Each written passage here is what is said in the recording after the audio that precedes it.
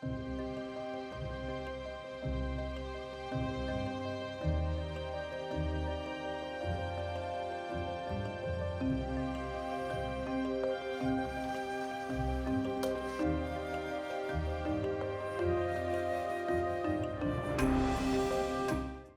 venons d'avoir le privilège et l'honneur d'être reçus par son Excellence, Monsieur le Président de la République.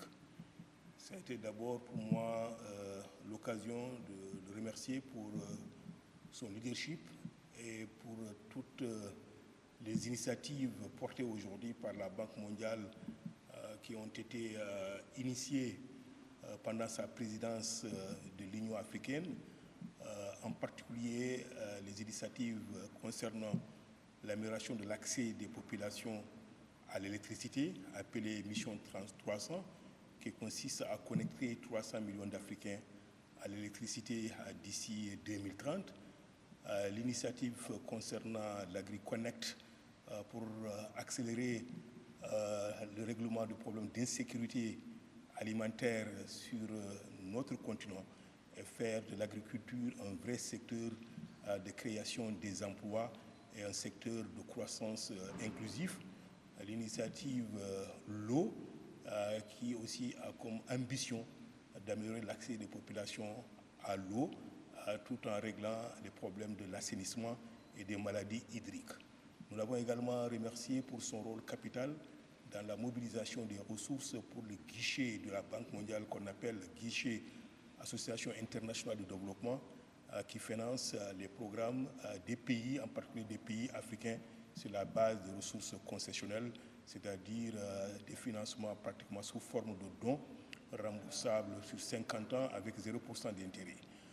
Ça a été également l'occasion pour moi de présenter à son Excellence le nouveau directeur des opérations de la Banque mondiale pour la Mauritanie, le Sénégal, la Gambie, la Guinée-Bissau et le Cap-Vert, avec résidence à Dakar, M. Djibrila Adamou Issa, et l'informer également des changements institutionnels au niveau de la Banque mondiale, où maintenant on œuvre comme un seul groupe avec un seul représentant pays.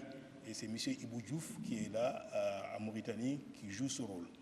Finalement, nous avons pris le temps pour échanger avec M. le Président de la République sur l'état de mise en œuvre de notre nouveau cadre de partenariat avec la Mauritanie, qui a été approuvé par notre conseil d'administration il y a à peu près 8 mois.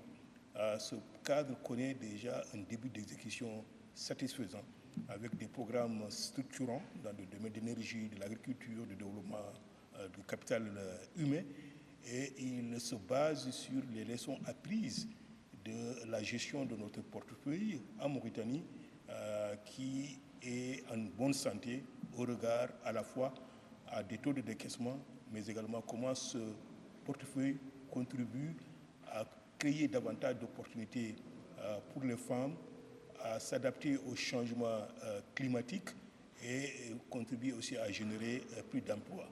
Donc au total, c'était une réunion fructueuse et je voudrais remercier notre gouverneur, le ministre en charge de l'économie, M. Abdallah Cheikh Sidia, qui a joué un rôle extrêmement important dans la performance de ce portefeuille et également dans la génération de nouvelles idées qui doivent nous permettre de proposer des programmes en termes pour le financement en Mauritanie dans les années à venir.